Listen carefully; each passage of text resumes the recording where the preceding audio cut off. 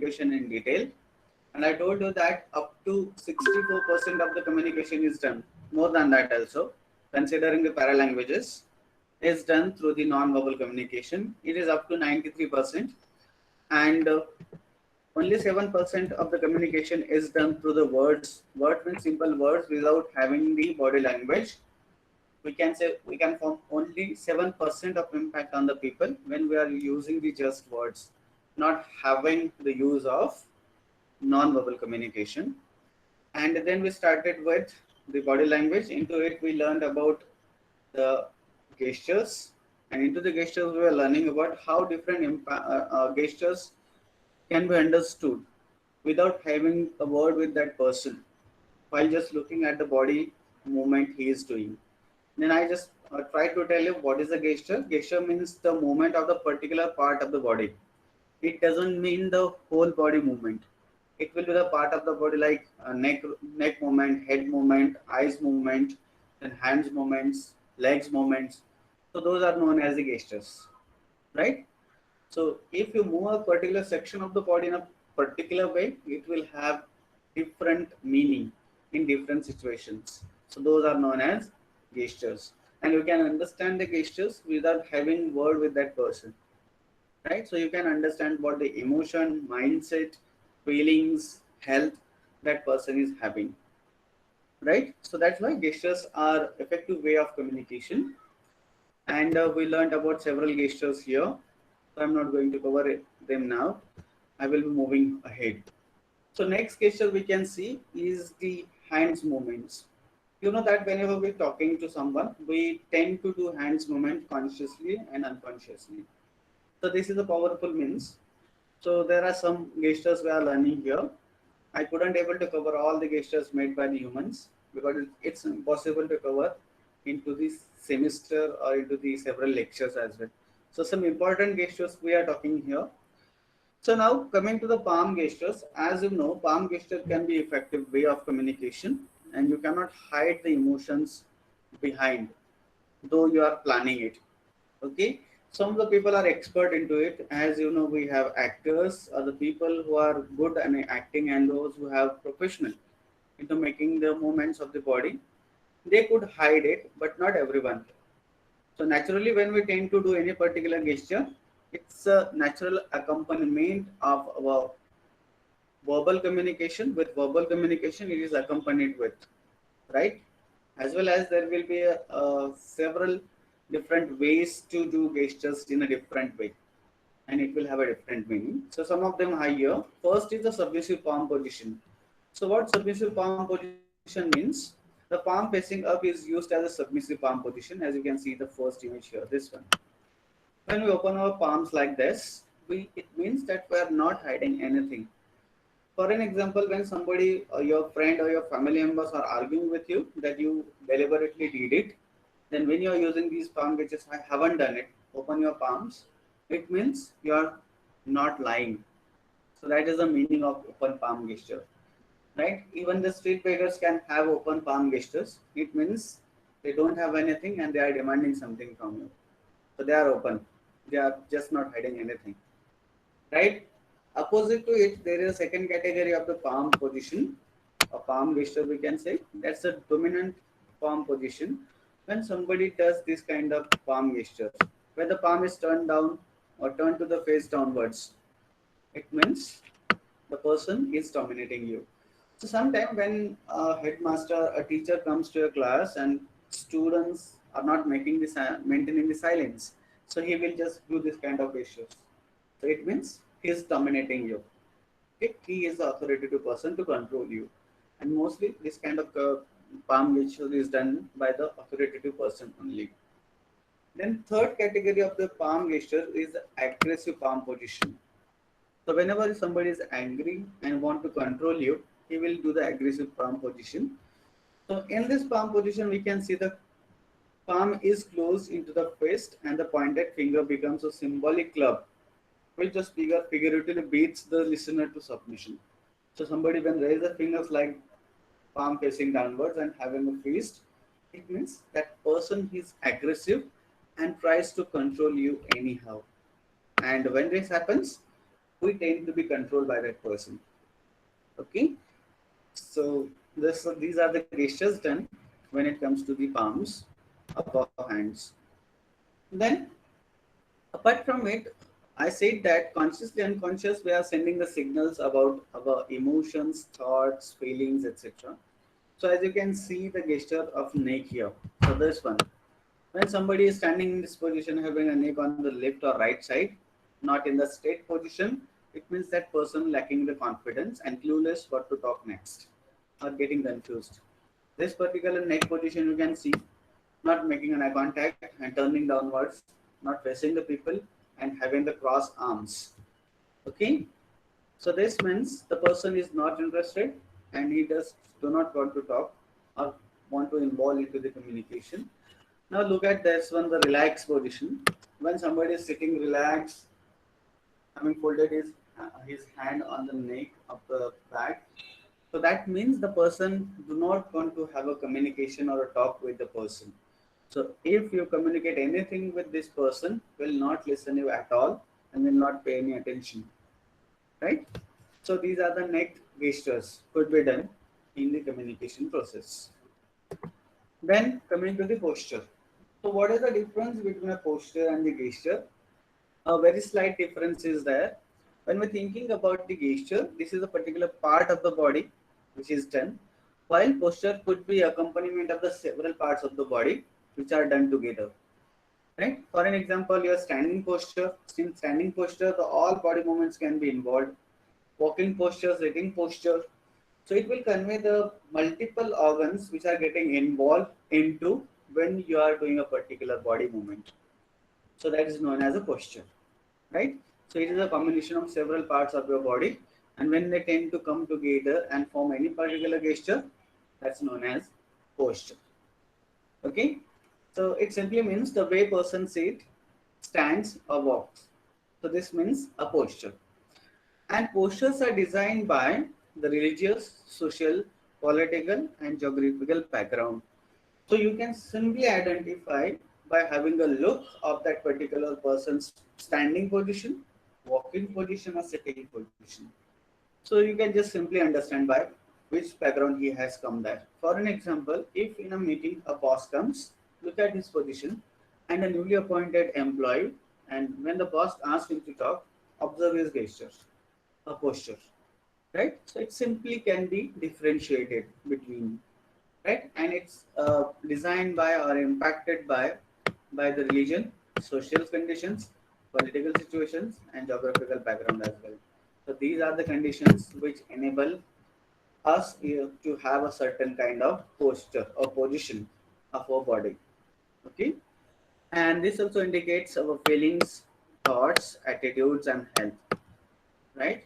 So when we are ill, we do not have a stand and erect position when we are standing, right? So it shows our health as well. We are sick or we are healthy, right? So this is known as a posture. Now we can see the difference here. Look at this first person and this is the second person. He is not confident enough. Body lean forward, right? Not standing in erect position and not making eye contact. And look at the second position. He is standing in erect position and can speak fluently, right? Look at this another image here. When that person is not making an eye contact with a boss or the higher level of the authority, it simply means that person is not listening at all. He may be scolded for a reason, but he doesn't care, right? Here also, when the person is not making a good posture or gesture while somebody is coming to his meet him or informing him, so that person also careless. Now look at this. This simply means that both the people are interested and having eye contact and same particular body posture. Look at the difference. He is leaning forward in the same way as other person is, right? So body posture can convey a message if that person is interested, he is listening to you, or it may be attitudes, feelings, thoughts, health, etc. Can be easily understood. Then certain postures we are looking again as an example. So rubbing palm together. This is the first posture or the picture in which the lady is doing the rubbing the palms. So simply means that people communicating some positive expectations. For an example, suppose if you went to your family and as soon as you arrive to your home and your sister approaches to you having this particular palm rubbing gestures, so it simply means she is going to give you a shock by telling a positive news, right? So you can simply understand what she is going to disclose, but that could be a surprise for you, and she is expecting that you should guess it, right? Look at the next. As this lady has hand clenched gesture, and when this is done, it simply means that this particular person is having frustration and signaling or holding back the negative attitude, emotions he or she has. Then we have two different categories here. This is the first category, hand clenched in a raised position when you are sitting in sitting position. If you are putting your elbow on the table and hands are raised and clenched fist, this is hand clenched in the raised position. The second one in the sitting position as well, hands are clenched in a middle position, right? And the third one when the person is standing and hands clenched in a lower position. So this simply means the negative thoughts, negative feelings that person is having into that situation and holding back those negative thoughts to be explained or expressed, right? So this is known as the hand clean gesture in different situations in a different way. Now, another kind of the gestures, postures we are learning here. First is the raised stipple. So, look at the first image here. The person is having the raised stipple. Fingers are joined together and elbows are putting on the table while sitting position. Right? So, this position is normally taken when the stipler is giving opinion or ideas and is doing the talking. So, it may be positive, negative, it may be argumentative in a nature. It can be in any form, different situation. Then second is the lowered steeple. When the particular stapler is doing a staple in a particular position as he is sitting and holding the staple down. So this could be done when the person is not talking and listening to any other person. Then we have three different gestures here. As looking here, first one, this one is superiority or confidence gesture. So this particular gesture is done when an authoritative person is roaming in between the lower level of the employees and doing this particular kind of gesture. For an example, when a teacher comes to a classroom, engages a lecture, and when you are solving the problem, he may roam like into the class into this particular posture.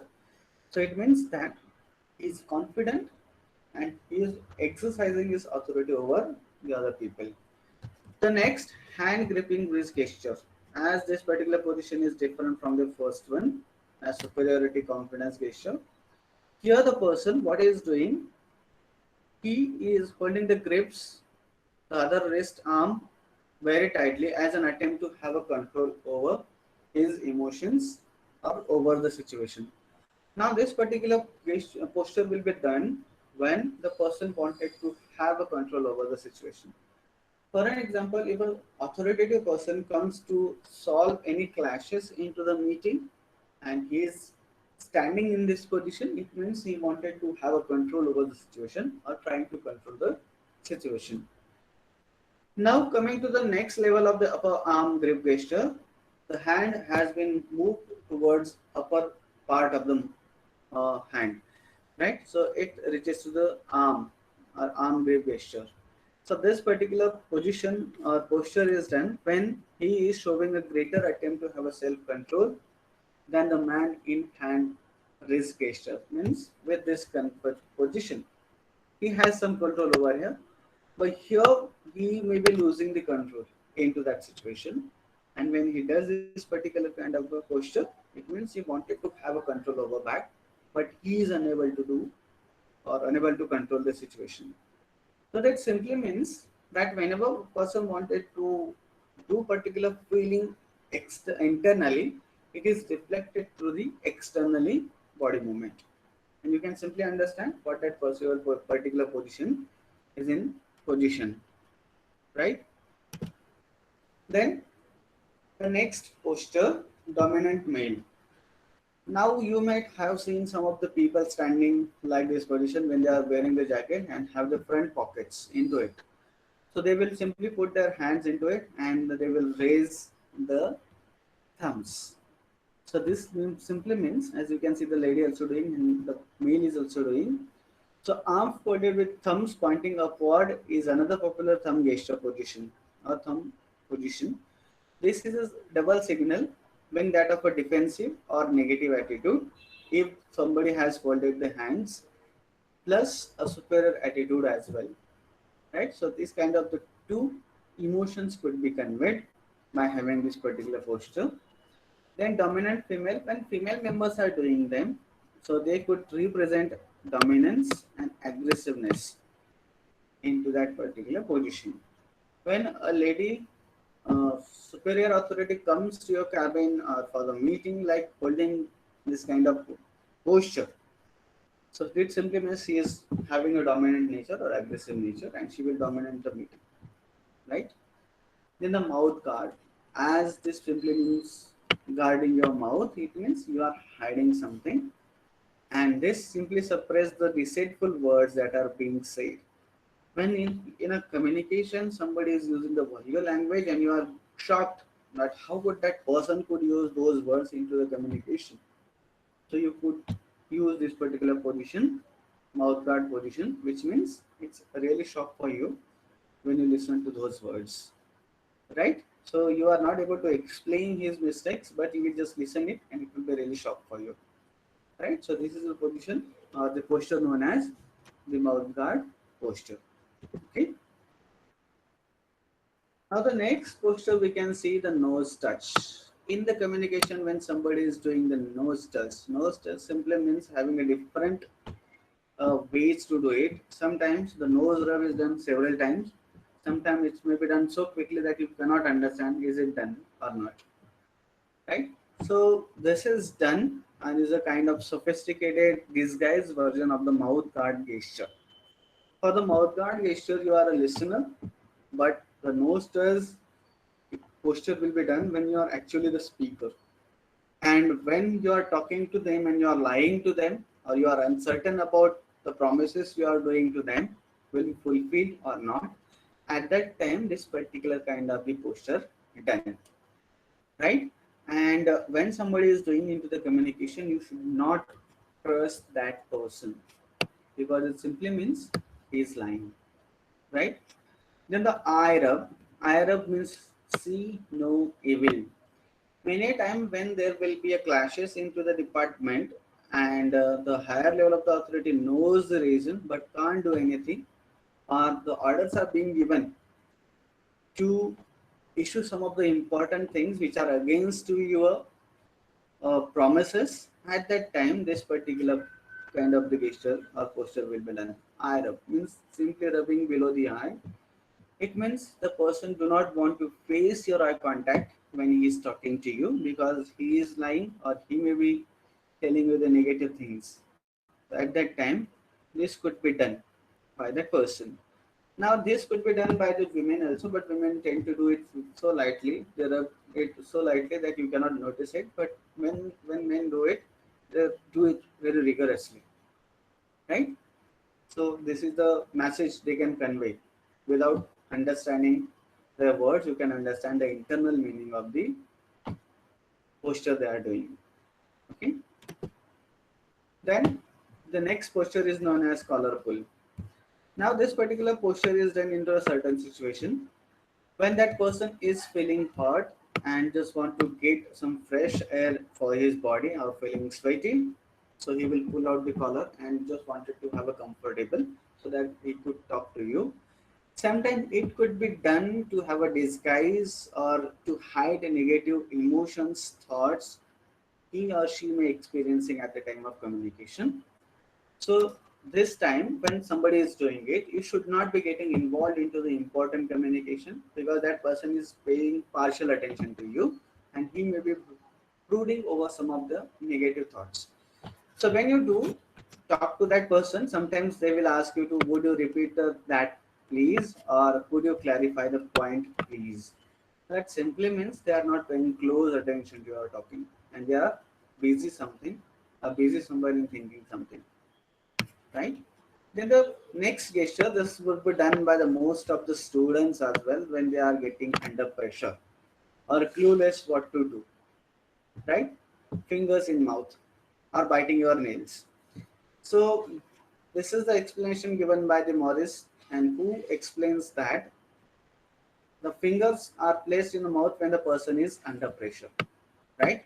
So whereas most hand to mouth gestures involve lying or deception, but this particular posture is done when that person is under pressure and wanted to seek clarifications and support from you. So suppose when you are attending a meeting and you are shocking to the people that they are getting extra burden of the work and people are biting their nails like this, so you have to give the assurance that you will be helpful and will help them out in every situation, so that some kind of the ease will be there and they will not be under pressure. Sometimes, so these people would do this particular kind of gesture when they are thinking something, right? But they need to have an assurance for the same. So when somebody is doing this particular kind of the posture, putting their fingers into the mouth or biting their nails, you have to assure that person with certainty so that they could overcome Excuse me, from sir. the situation. Yes, what's the problem? Sir, some students are waiting in a lobby due to limit reach of Okay, 100 students. I'm looking for it. Okay, sir. See, I asked you to join through the link shared on the email. If you join through, then you will not be in lobby to the waiting area. But Sir, nobody is in the lobby now. As I checked out, 100 students I couldn't see is anyone. there limit? Ask them to rejoin Okay, sir. because nobody is there in the lobby. Okay, I just checked it out. And when the students are joining through the email link, I think they wouldn't come into the lobby. They can directly join. Okay, that's why I insist to join through the email link. This is last time I said send it to you because I was clueless whether you have received two links. Otherwise, I couldn't send it. Okay.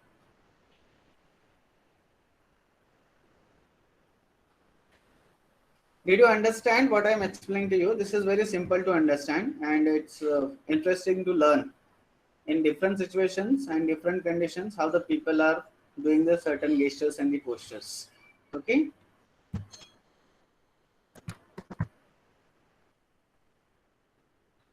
Now coming to the next kind of the postures.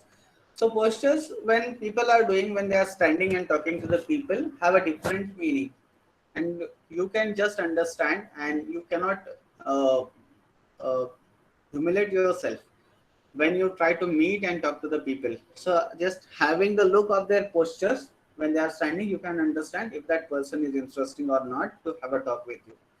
So let's see some of the interesting things here. When somebody is talking to the other people and having a particular standing posture, what it means to us, or what the message the person wanted to convey informally, or unintentionally, or unintentionally. So when somebody is talking like folding the hands, cross legs, so hands are crossed and the legs are also crossed.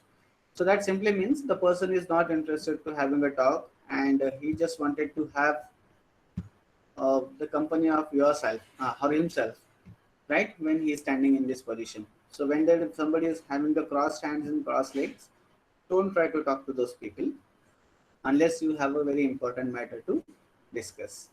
Now look at the second image here. Just wait. Okay. I just wanted to some settings here.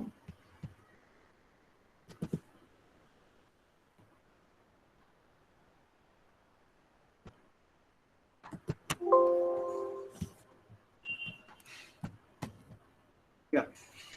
So this was the first image we see. Looking at the second image here, as you can see, these people have crossed legs and crossed arms and standing alike position. So that simply means closed body and closed attitude. Might be those people are talking to each other, but nobody is interested in anyone's information. right? They are simply talking about the sake of killing the time, or they just cannot avoid that person. So when somebody is having this particular kind of body postures, when they are talking to each other, you can understand the hidden meaning of it. Now the third position here, when you have open palms, open communication, right? So that simply means the people are having healthy talk and they are trying to understand each other, right? Open body and open attitude. Okay. Next, we are looking at the head posture in detail here. First, the neutral head position. When have somebody have the standing position erect and he is also making an eye contact and not nodding his head, so that's known as neutral head position. Sometimes it could be done positively, sometimes it could be done negatively. So the position taken by the person who has a neutral attitude about what is hearing, the head usually remains still and may occasionally give small nods. So that's a neutral position. You cannot interpret anything. Is that person listening to you carefully or not? Then interested head position. So here into this position, as we can see the second image here, that person can tilt his head from the left or right side, and sometimes it may be a little bit move backward. So when tilt head on one side, it shows the interest the person has developed. So if you are telling them interesting facts and the person is having this particular posture, it means he's having interest into your conversation. Then disapproval head position, when the head is little bit lowered on the front side, so that is known as disapproval. Okay, so this could be done by that person when that person is not interested and do not want to listen you. It may be like he may be angry with you on the some of the reason, so that could be done by that person. When this particular posture is done, you have to understand the meaning. Don't try to communicate with that person. Then both hands behind head. So you might have seen this kind of particular gesture, or we also tend to do this particular gesture when we are relaxed, or we have got the ease from some important urgent task, or it may be like pressure just released. At that time, you will sit into this position. And this particular gesture is typically done by the professional like accountants, lawyers, sales managers, bank managers, or people who are confident, dominant, or superior about something. Sometimes it is intentionally done to show someone that you are relaxed or you are dominant, right? And you are confident. So sometimes it is also intentionally done by the people of the nature who are having know all attitude. Some of the people around us or friends around us are having this particular attitude that they know it all and they behave like this particular person and having this particular posture, right? But sometimes it's maybe irritating for someone for some reasons, right? So this is the posture done normally by the people who are confident, dominant, or just released from the pressure. Then sitting posture, some of the postures we are discussing here, leg cross posture, right? First one, this first image. When somebody is sitting like on the chair, leaning backward and crossed his legs, so it means that that person is an argumentative or competitive attitude, and it is a sitting position used by many Americans. And you can simply understand that this particular position is made by the businessmen who are argumentative or who do have the competitive nature.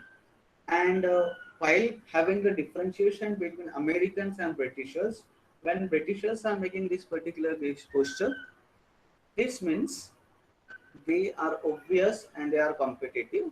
But when Americans do it, we cannot interpret much. But many of the Americans can do it when they are appearing for the business meetings. Then the second posture you can see here, this is the posture which known as the figure four. So when this particular posture is made by the person using uh, hands as a clamp, this is a sign of tough-minded, stubborn individual who may need to have a special approach, communication by you when you want to break the resistance. So it simply means he is resisting to have a communication or ready for the arguments if started, right? So that simply means the message delivered by the person. Then seated readiness gesture. So these kinds of the gestures are having positive as well as negative meanings affiliated to it. For an example, look at this particular person. Here we can have some positive interpretation as if he is about to appear on the stage because it is his turn to speak or to get the prize. So he is ready and excited to go there. While look at these two, here the person is putting his palm on the knees and this person is holding the chair so tightly with the hands. So that simply means in the classroom you might sometimes have this particular posture. For an example, your school or college was about to leave and the teacher was giving the instructions. Right? He ended the instructions and already told you that you can leave, but suddenly he asked you to stop. Now you are ready to move outside of the classroom and again he started to communicate you. Now this time you are not interested and you are just sitting like this position to leave it as soon as he ends and you are eagerly waiting, right? So you are just holding yourself back by holding the chair or the bench or putting your hands on the knees. So into this position, when you are attending some of the program and people are sitting like this, do not make them wait because whatever communication you are doing to them will be futile effort to tell them anything, which will be important or unimportant, right? So this was about the gestures and postures. Some of the important parts of the postures or gestures done by the people into the situations. Now we are looking at the some of the non-verbal communication when it is done through the distance also. So we will see how the distance could be maintained into the communication. So while maintaining the distance, you could be effective, ineffective, and you can also understand the meaning when somebody is making a distance, right? So that's known as proxemics. So proxemics is the way of maintaining a space between two or more people into the process of communication. So how much distance you are making into the communication process between the people? So that's known as proxemics. So there are four space zones we can discuss in detail. First zone is intimate, second personal, third social, and fourth public. Let's see in detail what means and how you could be effective into those zones when you are communicating. The first zone. So when we see the intimate zone, it starts with 0.5 meter, right? So it's very close to your body when you are standing or sitting. That person who is coming into this particular zone will be having a less physical distance from you, right? So that's known as intimate zone. Second zone, you can see it will start with the 1.2 meter.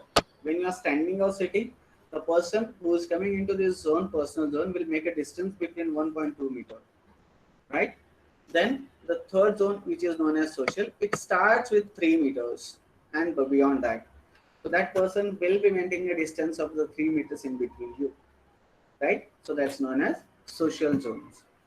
Now also into the pandemic, we are maintaining the proxemics. So that simply means now the pandemics is going on, so we cannot move near to the close to the people who we don't know, right? So that simply means to having to save into that particular situation, we need to maintain the proxemics, the distance between the people.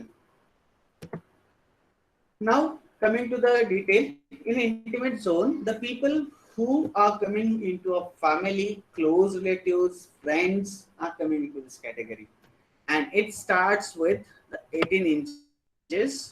It starts with the 18 inches between you and that person or group of the people. So this is also known as personal bubble. So very close friends, family members are coming into the intimate zone. So we will not maintain the distance between our family members and us 2 meters, 4 meters, right? So we will move very close to them and we'll have a discussion. So that simply means we know those people very well and can have this particular distance. Then personal zone will start with the 18 inches to 4 feet. And into this zone, close friends, relatives, people known to us are coming into this category, right? Then the social zone start with the 4 feet to 12 feet. When you are maintaining a distance of the 4 feet to the 12 feet is known as the social zone. When we engage in social or society or any particular kind of business happenings. So business meetings on the formal social gathering, we can have the 4 feet to 12 feet social zone. Then there will be a public zone. It starts with 12 to 25 feet or more than that. So when you are doing a public speaking, when a particular person addressing to the group of the people and he is having a authority, so he will maintain a distance from 12 to 25 feet. Sometimes when that person is having the authority, we need to maintain a public zone with that person. For an example, when authoritative person, principal also coming to your classroom, you cannot move very close to that person, but you will maintain the public zone.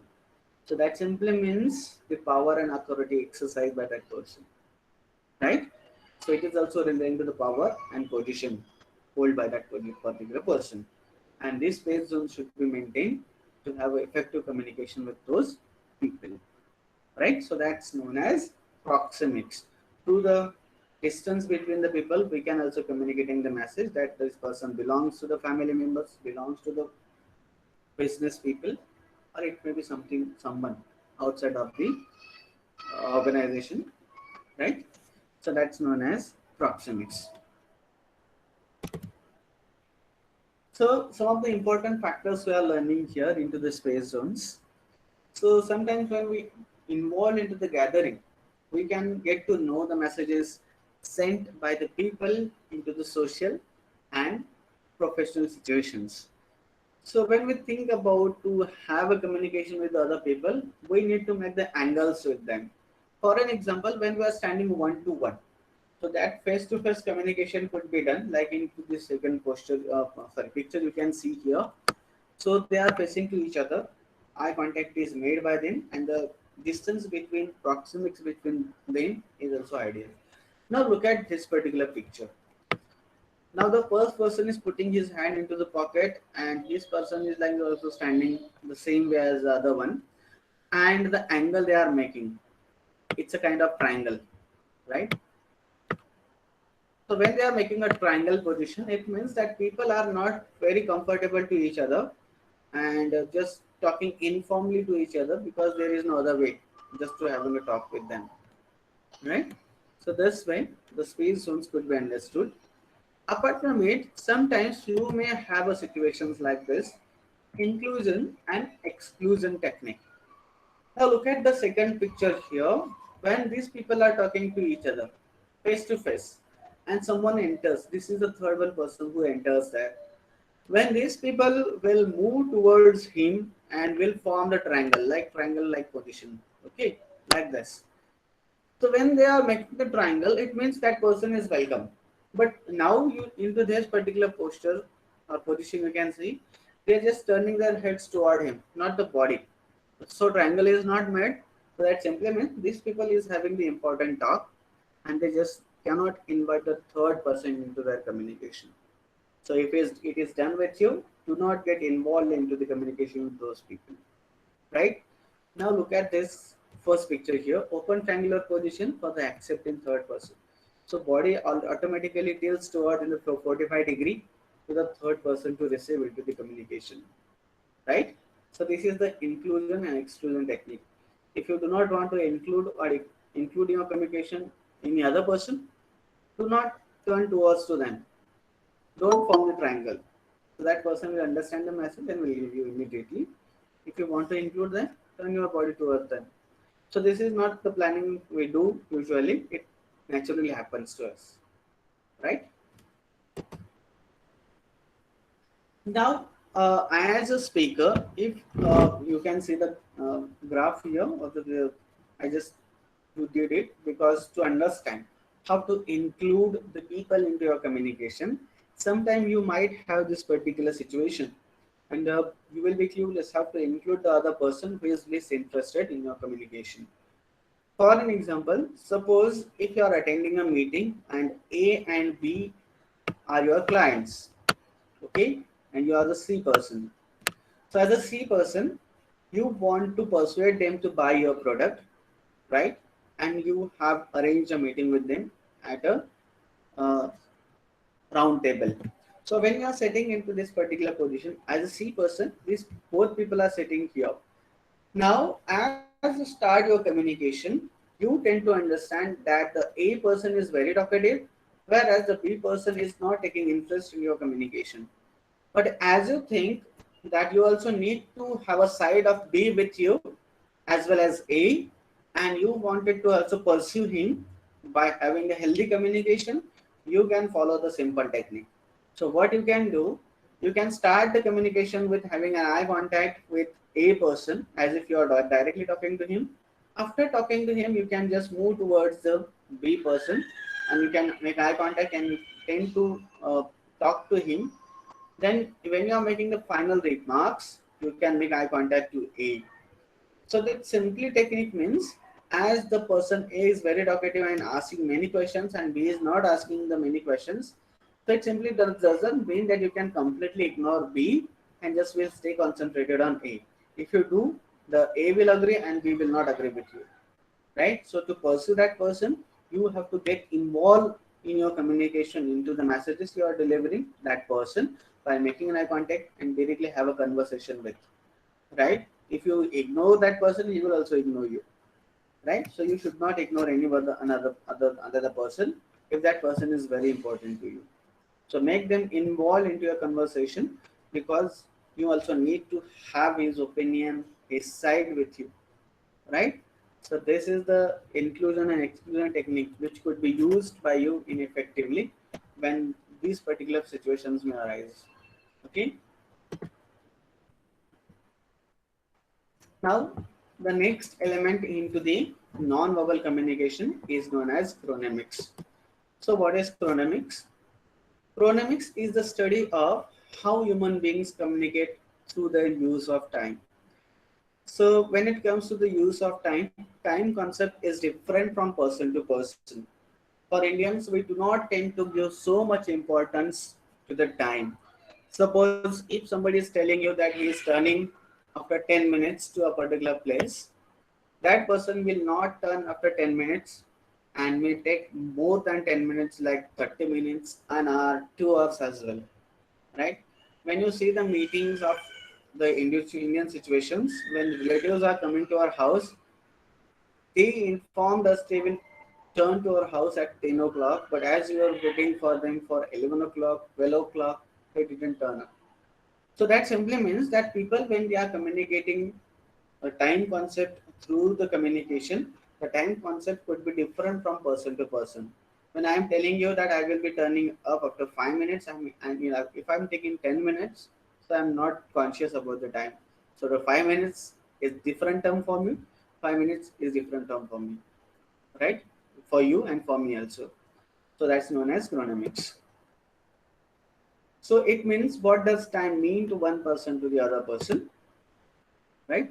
How do we communicate to the others by using the time concept? For an example, I can see you the picture here as the boss is talking to his employee and he's asking, take your time over the report and give it to me when it is ready, right? So he is telling that employee that you can take your time and complete the report. Now, when it comes to the time, it's not specified for how many days it should be submitted. So the time concept will differ from the person to person. As if the employee is thinking that the report should be submitted next month, but the boss is expecting in 2 days. So you can understand whenever you are communicating through the use of time concept, make it specific so that it will not create a confusion between the people. And as well as you also need to give importance to the time, right? So if you are not getting the clear message, ask for it. Ask for specific time. Okay. So that is known as chronemics. We will learn in detail